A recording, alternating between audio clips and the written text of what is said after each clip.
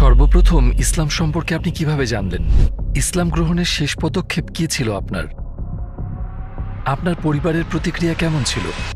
আমি তখন লিফটে ছিলাম, ভাবছিলাম এত বড় বড় আরব লোকগুলো, তাও আবার বন্দুক হাতে। কিছুক্ষণ পর একজন সাদা মহিলা। মনে মনে ভেবে নিয়েছিলাম যে ওরা হয়তো বলছে যে ওই সাদা চামড়ার মহিলাকে পরে মারবো। আমি বললাম আমি কোনোভাবেই মুসলিম হতে পারবো না, কোনো মতে সম্ভব না। আমি কোরআন বন্ধ করলাম আর ভাবলাম, ও গড, লোকজন ভালো, বইটা আশ্চর্যজনক। আসসালামু আলাইকুম লরেন, আমাদের আমন্ত্রণ গ্রহণের জন্য আপনাকে ধন্যবাদ। আপনাকে আমাদের মাঝে পেয়ে আমরা আনন্দিত। আমি এই প্রশ্ন দিয়ে শুরু করতে চাই, লরেন বুথকে সংক্ষিপ্তভাবে আপনি আপনার পরিচয় দিন। সালাম আলাইকুম ওয়া রাহমাতুল্লাহ ওয়া বারাকাতুহু। বিসমিল্লাহির রহমানির রহিম। আমার নাম লরেন বুথ। আমি একজন সাংবাদিক, একজন লেখক আর একজন অভিনেত্রী। উত্তর লন্ডনের হ্যামস্টেডে 1967 সালে আমার জন্ম হয়। আমার মা একজন মডেল ছিলেন, আমার বাবা একজন অ্যাক্টর। আমার 20 বছর বয়স পর্যন্ত আমি লন্ডনে ছিলাম। আমি অভিনয় নিয়ে পড়াশোনা করছিলাম। আমার স্বপ্ন ছিল আমি একদিন হলিউডে যাব হয়তো। 7 বছর অভিনয় নিয়ে পড়াশোনা করার পর 1997 সালে সাংবাদিক হিসেবে পুনঃপ্রশিক্ষণ গ্রহণ করি আর অনেকবার টিভিতে আসি। আমি স্কাই নিউজে এসেছিলাম, আমি মেইন স্ট্রিম চ্যানেলের সাংবাদিক ছিলাম, আমি ডেইলি মেইলের মতো অনেকের জন্যই কাজ করেছি, আমাকে ভুল বুঝবেন না। The mail on Sunday, BBC, channel 5 এর জন্যও কাজ করেছি। অনেক টিভি শো হোস্ট করেছি, আলহামদুলিল্লাহ, রেডিও শো করেছি। আর তারপর আমি 2010 সালে ইসলাম গ্রহণ করি। আর এটা হয়েছিল মূলত তখন যখন আমি কয়েকবার প্যালেস্টাইনে যাই এবং সেখানকার মানুষের সাথে পরিচিত হই। প্রথমে সেখানে যাই সাংবাদিক হিসেবে। আপনি ইসলামের ব্যাপারে প্রথম কিভাবে শুনলেন? মনে পড়ে প্রথম আমি ইসলাম ব্যাপারটি খেয়াল করি 2001 সালে 9/11-র পরে। আমার মনে আছে আমি ফুটেজ দেখছিলাম, ওখানে দেখাচ্ছিল প্লেনগুলো কিভাবে টুইন টাওয়ার ধ্বংস করলো। আর আমি তখন একটা ছোট শিশুর সাথে বসে বসে ভাবছিলাম কোন গরিব দেশকে এর মাসুল দিতে হবে। আর আমি মনে মনে একজন সমাজপন্থী ও বামপন্থী ছিলাম। আর আমি বুঝতাম যে পশ্চিমা বিশ্ব ক্ষমতার জন্য এটা কারোর সাথে জড়িয়ে গেছে। ভাবছিলাম কোনো গরিব দেশের এই ব্যাপারটাতে কোনো হাত নেই, কিন্তু তারপরেও তাকে পরিণাম ভোগ করতে হবে যাতে নিজেকে নিয়ে ভালো বোধ করে। এই যে আফগানিস্তান, ইসলাম যদি পশ্চিমা বিশ্বের হুমকি হয়ে থাকে, এটা তো 1400 বছর ধরে আছে আর কোটি কোটি মানুষ মেনে চলছে। তারা চাইলেই পশ্চিমা বিশ্বকে নিয়ে ভয়ঙ্কর কিছু করতে পারত। তো একটা ঘটনার মানে এই না যে সারা মুসলিম বিশ্ব একটা ছোট দলের কাজের জন্য দায়ী হবে। এসব কি, এটা মুসলিম জনগণের উপর প্রভাব বিস্তারকারী এবং দোষারোপকারী একটা রাজনৈতিক সিদ্ধান্ত। আমি এটা মেনে নিতে পারছিলাম না, মনে প্রাণে মেনে নিতে পারছিলাম না। আমরা জানি যে আপনি সাংবাদিক হিসেবে প্যালেস্টাইনে অনেকবার গিয়েছেন। আপনি কেন প্রথমবার সেখানে যাওয়ার সিদ্ধান্ত নিলেন? আমার মনে হচ্ছিল একটা অদৃশ্য হাত আমার পিঠে হাত দিয়ে আমাকে প্যালেস্টাইনের দিকে নিয়ে যাচ্ছে। আমার কাছে এর কোনো ব্যাখ্যা ছিল না। আমি আরবি ভাষা বলতে পারি না, আর আমি কোনো ফিলিস্তিনিদেরও চিনি না। কিন্তু আমি সত্যি আমার পিঠে একটা হাত অনুভব করেছিলাম, আর সেটা বলেছিল ফিলিস্তিনে যাও, ফিলিস্তিনে যাও, ফিলিস্তিনে যাও। আর আমি ওয়েস্ট ব্যাংকে দাঁড়াতে সক্ষম হই, একা কোনো ট্রেনিং ছাড়াই। আপনি প্যালেস্টাইনে আপনার অভিজ্ঞতা সম্পর্কে আমাদের বলতে পারেন? মনে হয় এটা বুঝতে পারাটা খুব গুরুত্বপূর্ণ যে আমি একজন খ্রিস্টান হিসেবে পবিত্র ভূমিতে গিয়েছি, আর আমি যীশু খ্রিস্টের পথগুলিতে চলার জন্য খুবই উদ্গ্রীব ছিলাম। আমার মনে হচ্ছিল যে আমি কোনো তীর্থে আছি। যেখানেই যাচ্ছিলাম সেখানে মনে হচ্ছিল, ও গড, যীশু নিশ্চয়ই এখানেই ছিলেন। কি দারুণ! আমি কখনো আশাই করিনি যে আমি জেরুজালেমে যাব, যেখানে যীশু ক্রুশ টেনে নিয়ে হোলি সেপুলকারে গিয়েছিলেন। ঈশ্বর, যীশু এখানেই ছিলেন। কি দারুণ ব্যাপার, এটা সত্যি হয়েছিল। কিন্তু আমি মধ্যপ্রাচ্যে যেখানে যেতে শুরু করছিলাম, দেখি মুসলিমরা সেই খ্রিস্টান নিদর্শনগুলোর দেখাশোনা করছে। এটাই অবাক হয়েছিলাম। উদাহরণ হিসেবে একটা জায়গা রয়েছে যেখানে যীশুখ্রিস্ট লেবাননের একটা গুহায় কুষ্ঠ রোগীদের হত্যা করেছিলেন, আর ওই গুহার সাথেই একটা চার্চ ছিল, আর যে লোকটি সেটা খুলেছিল সে মুসলিম ছিল। আর আমি বললাম, আচ্ছা তুমি এটার চাবি কোথায় পেলে? সে বলল, এটা অনেক প্রজন্ম ধরেই আছে। আমি বললাম, একটা কথা জিজ্ঞেস করি? ও বলল, হ্যাঁ। আমি বললাম, তোমার পরিবার কি এটা খ্রিস্টানদের থেকে চুরি করে এনেছে? হয়তো খ্রিস্টানদের হত্যা করে নিয়েছে। সে বলল, কি তুমি সত্যি এই ব্যাপারে বেশি কিছু জানো না? না, খ্রিস্টানরা বিশ্বাস করে আমাদের এটা দিয়েছে, কারণ আমরাও যীশুখ্রিস্টের পরোয়া করি। আর আমি প্রথমবার বুঝলাম। আমি বললাম, যীশু তোমাদের প্রফেট হয়? ওকে। আর মুসলিমরাও তার ব্যাপারে অনেক কিছু জানতো। মুসলিমরা যীশুখ্রিস্টের ব্যাপারে অনেক কিছুই জানেন। সেই 2 সপ্তাহের ভ্রমণটা অবিশ্বাস্য ছিল। আর আমি অবাক হয়েছি যে আমরা এমন একটা বিশ্বে বাস করি, মধ্যপ্রাচ্যের ব্যাপারে যা জেনেছি ভেবেছি সব মিথ্যে ছিল। আপনার কি ইসলামের বিরুদ্ধে কোনো বিদ্বেষ ছিল? আর যদি ছিল, তবে তা কিভাবে দূর হলো? মাহমুদ আব্বাসের সাথে দেখা করতে গিয়েছিলাম। তো আমি একজন পশ্চিমা লেখক যে দলগুলোর এরকম অভিব্যক্তি লিখে থাকে যে, ও গড, বড় বড় আরব লোক বন্দুক সহ, আরো বড় আরব লোক, তার কাছেও বন্দুক। তারপর মনে আছে আমি একটা লিফটে ছিলাম, আর একটা গার্ড হঠাৎ বলে উঠল, কিছু আরবীয় অনুকরণ আর কি। আমার কানে সেটা যেভাবে গেল আর কি, আর আমার মাথায় যেভাবে ঢুকলো সেটা হলো, বড় বড় অক্ষরে আমরা পরে সাদা চামড়ার মহিলাকে মেরে ফেলবো। ঠিক আমি বুঝতে পারলাম, ও মাই গড, আমি সব আমার মধ্যে নিয়ে নিলাম। আমি ন্যায়পরায়ণ মানুষও এখানে আসিনি। আমার মধ্যে বড় ধরনের বিদ্বেষ আছে। একজন ফিলিস্তিনিকে বেশি ভয় পাই একজন বন্দুকধারী ইসরায়েলির চেয়ে। এমন কেন? আমি কাউকেই চিনি না। তো আমার ভিতরের বিদ্বেষকে খুঁজে বের করতে হয়েছে। কিন্তু মিরাকেলটা হচ্ছে 72 ঘন্টা একা ওয়েস্ট ব্যাংকে থাকার পর আমি যে কেউই হোক না কেন, মহিলা, শিশু বা পুরুষ, তাদেরকে রক্ষা করার জন্য জীবনও দিতে পারতাম। কারণ যে ভালোবাসার দয়া তারা আমাকে দেখিয়েছে, আর বলতে গেলে পুরো পরিবেশটাই আমায় বুঝিয়ে দিয়েছিল যে এটাই তাদের ধর্ম। আপনার এমন কোনো স্মৃতি আছে যা আপনি কখনো ভুলতে পারবেন না? 2005 সালে এই ভ্রমণ শেষের পর আমার কাছে ব্যাগ ভর্তি টুকিটাকি জিনিস ছিল। আমার সাথে শপিং আসা লোকটিকে আমি বললাম, প্লিজ আমাকে একটা ইংরেজি কোরআন খুঁজে দিতে পারবেন? আর ও বলল, ঠিক আছে। আমি ভেবেছিলাম এরকম কিছু লেখাই হয়নি। কেউ কেন মধ্যপ্রাচ্যের একটা ছোট ধর্মকে অনুবাদ করবে, কেন ইংরেজি ট্রান্সলেশনের ঝামেলা পোহাবে। আশা করিনি যে ও এটা খুঁজে পাবে। তারপরও কোরআন ইংরেজি বলতে বলতে হঠাৎ ফেরত আসলো। ও ইংলিশ কোরআন খুঁজে পেয়েছিল, আর আমি ভাবলাম বেশ ভালোই। আর তারপর দেখলাম ওটাতে 600 পৃষ্ঠা আছে। ভাবলাম কখনোই আমি এটা পড়বো না। তারপর আমার মনে আছে আমি জেরুজালেমের সেই যুবকটিকে আবার জিজ্ঞেস করলাম কত পাবে আমার কাছ থেকে, কারণ ও ওটা কিনে এনেছিল। তারপর ও শুরু করলো এমন করলো ওটা 100 বা আর হয়তো 50 হবে হয়তো। আর আমি ভাবলাম আমি এখানে ঠকে যাবো, আই এম ডান। এসব করার পরও বললো, ভুলে যাও, তোমাকে কিছুই দিতে হবে না। বললো, তোমার কাছে শুধু একটা জিনিসই চাইবো, চলে গেলে ফিলিস্তিনকে ভুলে যেও না, আমাদের ভুলে যেও না। সুবহানাল্লাহ। সত্যি অসাধারণ ছিল। আর ফিলিস্তিনের সবচেয়ে আশ্চর্যজনক ঘটনাটি কি ছিল? উদাহরণ হিসেবে বলি, তখন জানুয়ারি ছিল। আমি জানতাম না মধ্যপ্রাচ্যে শীত পড়ে। আমার কাছে কোনো কোট ছিল না। মনে আছে আমি রামাল্লাহার রাস্তা দিয়ে হেঁটে যাচ্ছিলাম, আর একজন হিজাব পরা বৃদ্ধা মহিলা আমার দিকে তাকালো আর আরবিতে কিছু বলল। তারপর আমার হাত ধরলো। আমি ভাবলাম এই দিদিমাকে আমাকে ধরে নিয়ে যাচ্ছে, এটাই কি হচ্ছে? আর সে আমাকে উপর থেকে নিচ পর্যন্ত দেখলো আর আমাকে তার বেডরুমে নিয়ে গেল। ওয়ার্ড্রপ খুলে একটা বড় ওভারকোট চাপিয়ে দিয়ে আমার গায়ে বললো, ইয়া আল্লাহ। আমি বললাম, কিন্তু কি? ও নাম্বার লিখে বললো, এই নাও। আর আমি বললাম, কি? আমি কোটটা নিয়ে যেতে পারবো? একজন আগন্তুক তার শহরে ঠান্ডায় ঘুরে বেড়াচ্ছে, আর তার একটা কোট আলমারিতে পড়ে আছে। ব্যাপারটা সে মেনে নিতে পারছিল না কিছুতে। আপনি বুঝতে পারছেন কি বলছি? আল্লাহু আকবার। আর আমি যেখানেই গেছি সেখানেই তাদের মধ্যে নম্রতা আর সব পরিস্থিতিকে সর্বোত্তম করে দেখার ক্ষমতা দেখেছি, যেটা আমাকে তাড়িত করছিল। তখন আমার একটা ফ্রেঞ্চ ফার্ম হাউস, একটা ফ্রেঞ্চ গোলাবাড়ি তৈরি হচ্ছিল, একটা সুইমিং পুল, 1 একর বাগান ছিল, আমার সুন্দর সুন্দর ছেলে মেয়ে, আর একজন খুব ভালো স্বামী, আর সবকিছু ছিল আমার কাছে। কিন্তু একটা জিনিস ভুল হলেই আমার মনে উথাল পাথাল শুরু হয়ে যেত। যেমন আমার কাজ নিয়ে যদি এডিটার খুশি না হতো, সারা বাড়ি মাথায় করে ফেলতাম, হে ঈশ্বর আমি খুব টেনশনে আছি, আমি খুব চিন্তিত। একটা ছোট্ট জিনিস, সবকিছু পারফেক্ট হতে হবে, না হলে আমি শান্ত থাকতে পারতাম না একেবারে। আর এই লোকগুলো, আর্মিরা তাদের সন্তানদের হত্যা করছে, বাড়িঘর দখলদাররা নিয়ে গিয়েছে, তাদের সাথে রোজই সব ধরনের অবজ্ঞা জুলুম হচ্ছে সেই জায়গাতে। আর তারপর তারা বলবে, সালাম, পিস, হাউ আর ইউ, আমাদের সাথে খাবার খান। খুব শান্ত ছিল, আর তারা ছিল একদম। আমি ওদের জিজ্ঞাসা করলাম, তোমরা এত নম্র আর এত উদার কেন? তোমরা কেন কিছু নিয়ে আপত্তি করো না? আর তারা বললে, এটা বইতে আছে, কুরআনে আছে, আল্লাহ সব ঠিক করবেন।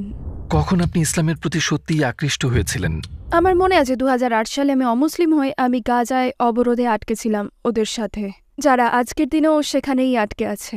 আউযুবিল্লাহ। তখন রমাদান ছিল, আর দেখলাম যে লোকজন কোনো না কোনোভাবে একে অপরের উপকার করছে, যদিও তারা নিজেরাই দরিদ্র। তো আমি একদিন ভাবলাম আমিও একটা করি, আর রাফা শরণার্থী কেন্দ্রে একটা পরিবারের জন্য একটু মাংস নিয়ে যাই। তো আমি খাবারটা শরণার্থী কেন্দ্রে একটা মুসলিম পরিবারের কাছে নিয়ে যাই। মাটি দরজা খুলে বলল, ভিতরে আসুন, আসসালাম আলাইকুম। চেহারায় একটা আলো ছিল, আর সে একটা খুপড়িতে থাকতো, না খাবার ছিল না জল ছিল। আমি বললাম, কেন রোজা রাখছো তুমি? বললাম, মনে হয় না আপনার আল্লাহ আপনাকে ভালোবাসে, বলার জন্য দুঃখিত। আমার মনে হয় না ভালোবাসেন। কেন তিনি আপনাদের গাজাবাসীদের 30 দিনের জন্য তৃষ্ণার্ত রাখবেন? 31তম দিনে কখন জল পাবেন? সে বলল, আমাদের জল নেই। আমি বললাম, বেশ, তাহলে কি 30 দিন আপনারা গাজায় খাবার ছাড়া থাকছেন? 31তম দিনে ফ্রিজ ভর্তি হয়ে যাবে? সে বলল, না, ভর্তি হবে না। বললাম, আপনার আল্লাহ আপনাকে ভালোবাসেন, একটা কারণ দেখান যেটার জন্য আপনি রোজা রাখছেন।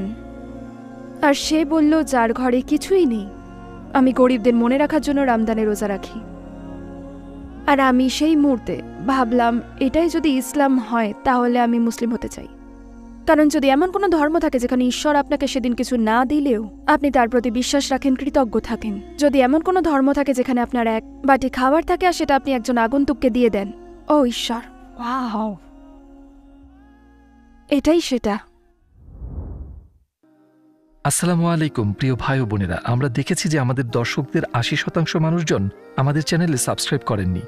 আপনারা যেমনটি জানেন, আমরা একটি অলাভজনক প্রতিষ্ঠান, আর আমরা আমাদের কোনো ভিডিওতে বিজ্ঞাপন চালাই না। আমাদের লক্ষ্যই হলো শুধু সত্যকে প্রচার করা। কাজটা ছোট হতে পারে, কিন্তু ইনশাআল্লাহ অনেকের জন্য এটি পথ চলার সহায়ক হবে। এখন সাবস্ক্রাইব বাটনে ক্লিক করুন এবং একসাথে পথ চলি অনন্তকালের দিকে। আপনি বলেছিলেন আপনাকে একটি কোরআন দেওয়া হয়েছিল, তারপর কি হয়েছিল? আপনি কি সেটা পড়েছিলেন? তো আমি এই পবিত্র কুরআন একটা উপহার হিসেবে পেয়েছিলাম। আর একদিন যখন আমার বাচ্চারা কাজে ছিল তখন সেটা খুললাম আর ভাবলাম আচ্ছা হাত ধুয়ে নি। আমি জানি ওরা হাত ধুয়ে না, এটা খুব গুরুত্বপূর্ণ বই, আমি এটা গুরুত্বের সাথে নিলাম। আমার ধর্মগ্রন্থ না হলেও এটা ধর্মগ্রন্থ হতে পারে, আসল ধর্মগ্রন্থই, তো আমার এটা সম্মানের সাথে পড়া উচিত। আমি আলফা দিয়ে বললাম আর ভাবলাম ওকে, এটা অনেকটা ঈশ্বরের প্রার্থনার মতো। একই জিনিস, একই ঈশ্বরের প্রার্থনা করো, তার কাছেই চাও, তার প্রতি কৃতজ্ঞ হও, খারাপ হয়েও না, ভালো কাজ করো, আমি ঠিক আছি। তো সূরা ফাতিহা ঠিকই ছিল, এটার সাথে আমার খ্রিস্টান মতামতের মিল ছিল। তারপর এলো সূরা বাকরা, যেখানে এক আয়াতে বলা হয়েছে যে অনেকেই ছিল যারা বলতো যে তারা বিশ্বাস করে, কিন্তু তাদের মনে ছিল ভণ্ডামি এবং তারা জানতো তারা সত্য কথা বলছে না। আর আল্লাহ মিথ্যাবাদীদের অপছন্দ করে, মানে এটা আসলে আমার কপটতাকে ধরিয়ে দিচ্ছিল আর আমায় বলছিল যে আমি জাহান্নামে যাব, কারণ আমি ঈশ্বরে বিশ্বাস করতাম কিন্তু এই ব্যাপারে কিছুই করতাম না। আমি খারাপ সিদ্ধান্ত নিচ্ছিলাম, ভালো মানুষ হয়েছিলাম না, উপাসনা করতাম না, এই ব্যাপারে মাথা ঘামাতাম না, মিথ্যা কথা বলতাম। আমি কুরআন বন্ধ করলাম আর ভাবলাম ও মাই গড, আমি ঠান্ডা অনুভব করছিলাম, দিনটা গরমে ছিল কিন্তু ভয় তা অনুভব করতে শুরু করলাম। আমার কাছে কুরআন ভয়ঙ্কর ছিল, তো আমি ওটা নিলাম আর একটা উঁচু থাকে রাখলাম আর ভাবলাম বাহ, লোকজন ভালো, বইটা আশ্চর্য, কারণ আমি আগে কখনো ঈশ্বরকে এত রাগান্বিত দেখিনি। তিনি আমার উপর রেগেছিলেন। আপনি মুসলিমদের থেকে দাওয়া পেয়েছেন? আমি দাওয়া পেয়েছিলাম ভ্রমণকালে এক জায়গা থেকে। একজন লোক ছিল যারা আমার সাথে একদম নির্দিষ্ট ছিলেন। জানেন তারা কারা ছিল? সোলামি ট্যাক্সি ড্রাইভার। তারা কিছু ঘুরিয়ে পেঁচিয়ে কথা বলে না, লা লা লা লা লা, আর তারাই আমাকে দাওয়া দিয়েছিল। তো আমি বললাম আসসালাম আলাইকুম, কারণ আমি ফিলিস্তিনে গিয়েছি আর আমি ভাবলাম এটার অর্থ হ্যালো। ওয়ালাইকুম সালাম, আপনি কি মুসলিম? না, তবে আমি আগ্রহী। বাপরে, সাবধান হয়ে যান, কারণ আপনি এখানেই একটা লেকচার পাবেন, আপনার ড্রাইভারি থেকে খুতবা শুনতে পাবেন। আমি সেগুলো উপভোগ করতাম। তো তারা বলতো যেমনটা আমাদের মহানবী আসিয়াকে বলেছিলাম ইত্যাদি ইত্যাদি। আর আমি একজন চমৎকার, একজন মহৎ মানুষ যিনি 1400 বছর আগে একটা আরব মরুভূমিতে বাস করতেন, যিনি লিখতে বা পড়তে জানতেন না, কিন্তু মানুষকে শিখিয়েছেন কিভাবে নিজেকে আর পৃথিবীকে বদলে ফেলা যায়। আর আমি মোহাম্মদের প্রেমে পড়ে গেলাম ওই সময়। ইসলাম গ্রহণের আপনার শেষ ধাপটি কি ছিল?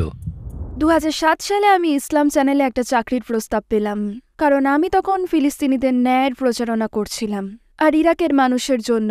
আর ইসলাম চ্যানেলের মুহাম্মদ আলী আমাকে চাকরির প্রস্তাব দেন আর আমি বললাম আমার কিছু শর্ত আছে। 1 নম্বর, আমার সাথে ইসলামের বিষয়ে কথা বলবেন না, কারণ আমি মনে করি এটা ভালো আর আপনারাও খুব ভালো, কিন্তু আমার জন্য না। আর 2, আমি আপনার টিভি স্টেশনে হিজাব পরব না, কারণ আমি মনে করি এটা নারীদের নিয়ন্ত্রণ ও অপমান করে, আর আমি কপট হতে চাই না। উনি বললেন আল্লাহ সেই সিদ্ধান্ত নেবেন যে আপনি মুসলিম হবেন কি হবেন না, সেটা আমার হাতে নেই। আর আমি বললাম না, আমি কোনোভাবেই মুসলিম হতে পারবো না, একেবারেই না।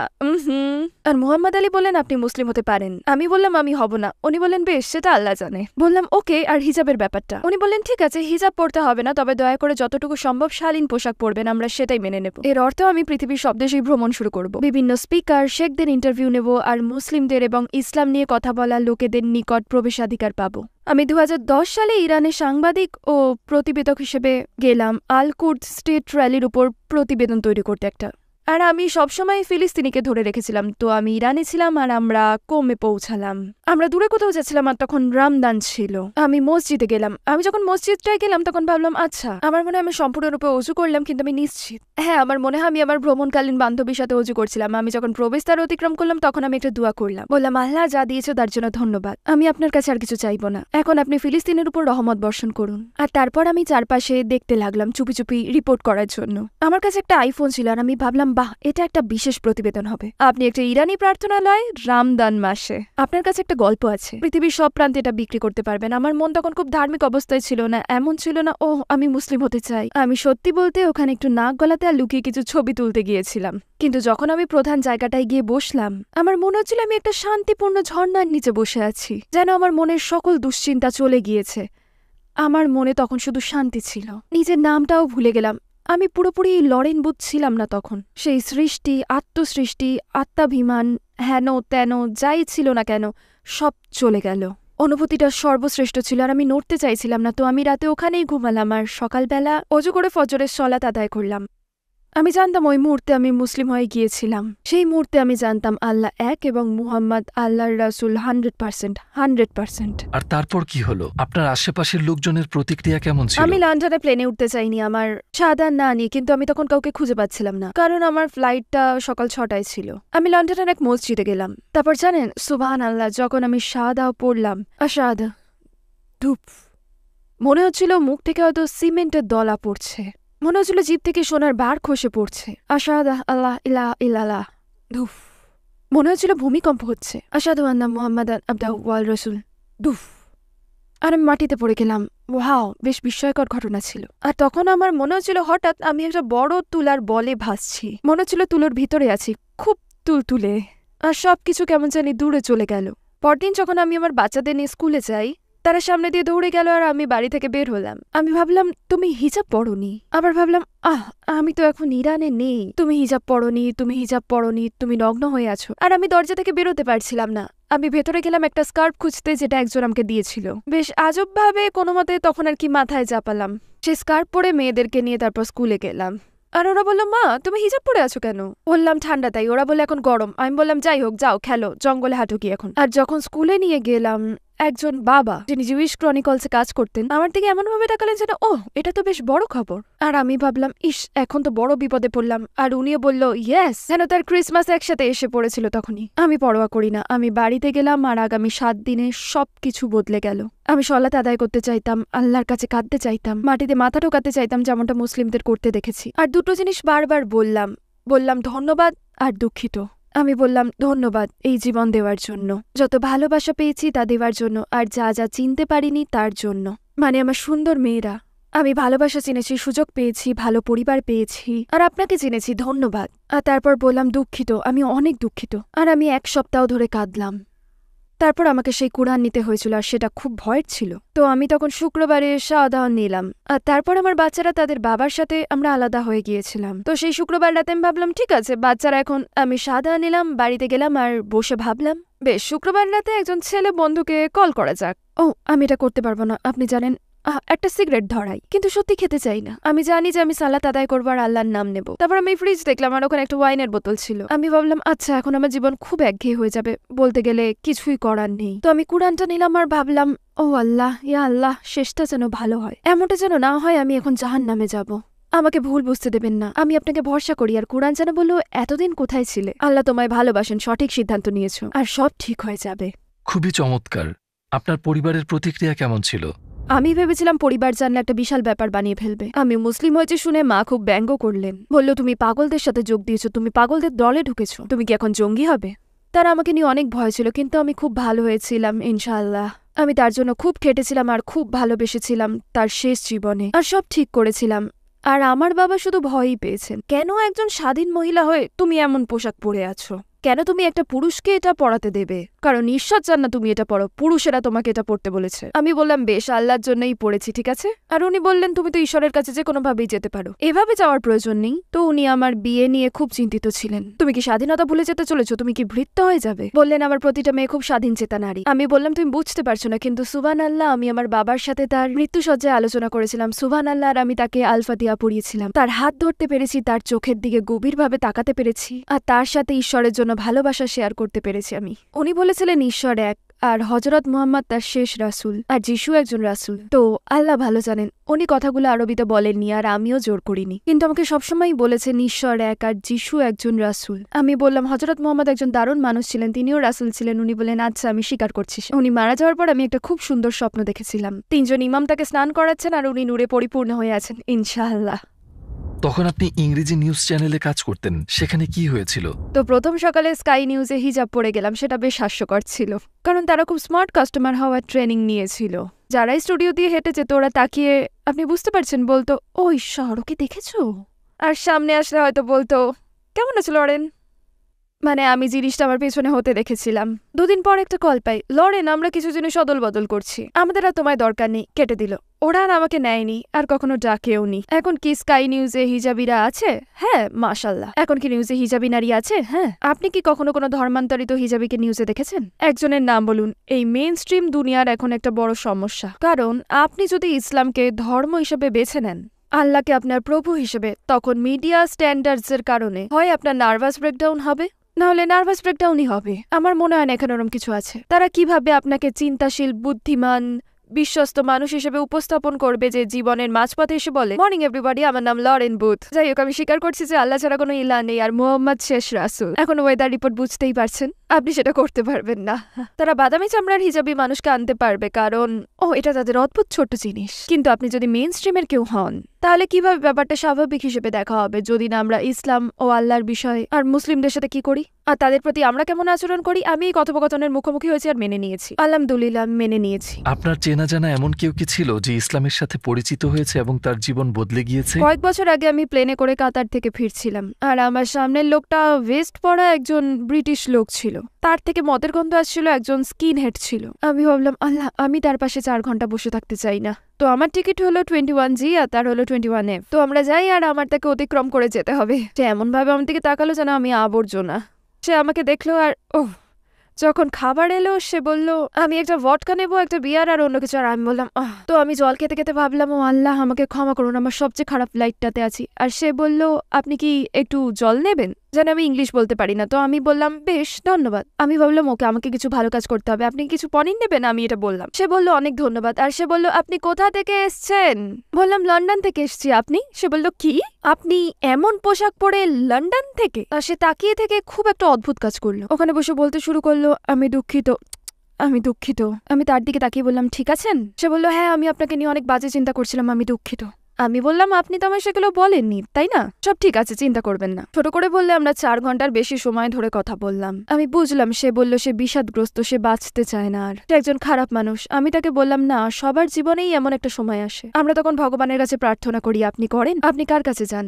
সে বলল, আমি এসবে বিশ্বাস করি না। আমি বললাম, এমন কেউ বা এমন কিছু নিশ্চয়ই আছে যেখানে আপনি এমন বোধ করলে যান। সে বলল, হ্যাঁ, আমার কাছে মায়ের একটা ছবি আছে। কখনো আমি তার কাছে কাঁদি আর বলি, মা আমাকে সাহায্য করো। একটা 40 বছরের লোক এরকম কষ্টে। আমি তাকে বললাম, আচ্ছা, আপনার মা কি ধার্মিক ছিলেন? বলল, হ্যাঁ, উনি অনেক প্রার্থনা করতেন। বললাম, আপনার মা কার কাছে প্রার্থনা করতেন? বলল, ঈশ্বর। আমি বললাম, আপনি যদি পরবর্তীতে এমনটা ভাবেন, আপনার মা যার প্রার্থনা করতো তার প্রার্থনা করে দেখবেন। আর যেন একটা ছোট বাতি জ্বলে উঠলো। হ্যাঁ, ঠিক বলেছেন, আপনি ঠিক বলেছেন একদম। আমার ব্যাগে তখন একটা ইংরেজি কুরআন ছিল, আলহামদুলিল্লাহ। আর আমি তাকে সেটা দিলাম। আর এই বড় মানুষ, ব্রিটিশ বড় মানুষটি প্লেন থেকে নামলো, ধন্যবাদ ধন্যবাদ বলতে বলতে। তো সুবহানাল্লাহ, মানুষের সাহায্যের দরকার, আমাদের অ্যাক্সেস পয়েন্ট হতে হবে ইনশাআল্লাহ। আর কেউ সেটা নিষ্ঠার সাথে তৈরি করেছেন আউটপুট সৃষ্টি করতে, তরুণ মুসলিমদের দেখে রাখতে, আমাদের একটা জায়গা দিতে যেখানে আমাদের ঐতিহ্য নিয়ে গর্ববোধ করতে পারি আর এটা দেখে রাখতে পারি। আর অমুসলিম আর যারা সন্দেহ করছেন তাদের জন্য প্রশ্ন করার জায়গা করতে ইনশাআল্লাহ, এটা খুব ভালো উদ্দেশ্য। আপনি কি যেসব কাজ করে এসেছেন এবং ভবিষ্যতে করবেন তার ব্যাপারে আমাদের বলবেন? আমার কাছে এখন বড় প্রকল্প হচ্ছে পৃথিবীর কাছে মুসলিম মনোভাব কেমন তা প্রকাশ করা।